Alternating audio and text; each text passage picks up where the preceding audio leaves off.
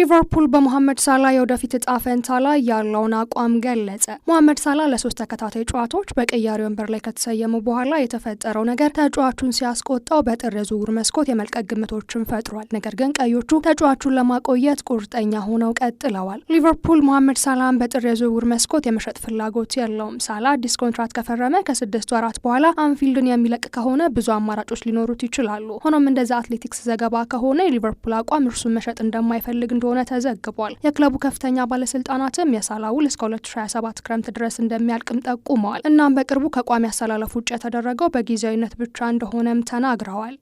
ኖኒ ማዱዌኬ ከትላንት ምሽቱ ድንቅ እንቅስቃሴ በኋላ አርሰናል የፕሪሚየር ሊጉን ብቻ ሳይሆን የቻምፒየንስ ሊግ ዋንጫ ማሸነፍ እንደሚችል ተናገረ። አርሰናል በሁለቱም ውድድሮች አናት ላይ ተቀምጧል። እናም በምቾት በአሁኑ ጊዜ ዓለም ምርጡ ቡድን ነው። ኖኒ ማዱዌኬ ግጥሚያውን ኮከብ ተጫዋችነት ሽልማት ያሸነፈበት የትላንት ምሽቱ ትርኢት በሳምንቱ መጨረሻ ሽንፈትን ተከትለው የተፈጠረውን ጭንቀት ጸጥ እንዲል ረድቷል። አርሰናል አሁንም በራስ መተማመን መንፈስ አለው። እናም ያደካማ ውጤት የቪላ ፓርክ ሽንፈት ብቻም ነው ተብሏል። ኖኒ ማዱዌኬ ለአርሰናል ደጋፊዎች የረጅም ጊዜ ምኞት በመጨረሻ ላይ መስጠት ይፈልጋል። ከጨዋታው መጠናቀቅ በኋላ የተናገረው ኖኒ ማዱዌኬ አርሰናል ደጋፊዎች ተስፋ እንደሚያደርጉት በቡድን አጋሮቹም ተሰምቷል። ትንቢቶቹም ማዱዌኬ በራሱ አገላለጽ የቻምፒየንስ ሊግ ዋንጫ እንደምናሸንፍ ይሰማኛል፣ ፕሪሚየር ሊጉንም ማሸነፍ እንደምንችል እንዲሁ ሲል ተደምጧል።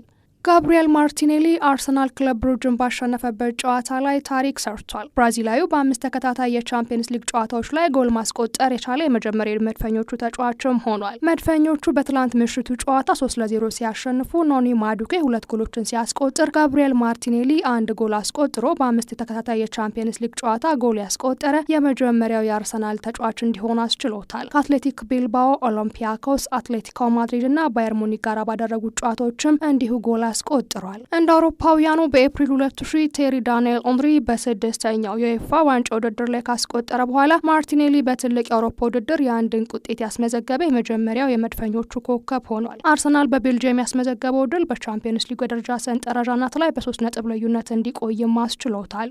ኤርሊንግ ብራውት ሃላንድ ከማድሪድ ጋር የተደረገውን የቻምፒየንስ ሊግ ጨዋታ የ2-1 ድል በጣም ጠቃሚ ድል ነበር ሲል ተናግሯል። በምሽቱ ጨዋታ ሁለተኛውና የአሸናፊነት ግባን ያስቆጠረው ኤርሊንግ ሃላንድ ይህ ድል በጣም አስፈላጊ ነው፣ እዚህ መምጣት ከባድ ነው፣ ሌላ ጎል ልንጨምር እንችል ነበር፣ ግን ጨዋታው ትንሽ የተመሰቃቀለም ነበር፣ በመጨረሻ ግን በጣም ደስተኞች ነን ብሏል። 2 ተጨማሪ ጨዋታዎች ይቀሩናል፣ ጠንክረን ማጠናቀቅ አለብን፣ እናም ተስፋ እናደርጋለን፣ በመጀመሪያዎቹ 8 ውስጥ እንደምንሆንም ተስፋ አለን፣ ስለዚህ ወደ ጥሎ ማለፍ ደረጃም እንደርሳለን ብሏል። አርሰናልን መከተል ብዙ ማለት አልፈልግም፣ ትኩረቴ ሙሉ በሙሉ በአፈጻጸምና እንደ ቡድን የተሻለ ለመሆን በሚደረገው ጥረት ላይ ነው ያለው ሃላንድ አክሎም ስለዚህ ጉዳይ ብዙ መናገር አልወድም፣ ምክንያቱም በራሳችን ላይ ማተኮር አለብን። የሚቀጥለው ጨዋታ እሁድ ከክሪስታል ፓላስ ጋር ነው፣ እርሱም ማሸነፍ ላይ ማተኮር ነው ያለብን። ይህም በጣም ከባድ ጨዋታ እንደሚሆን አስባለሁ ሲል አስተያየቱን ሰጥቷል።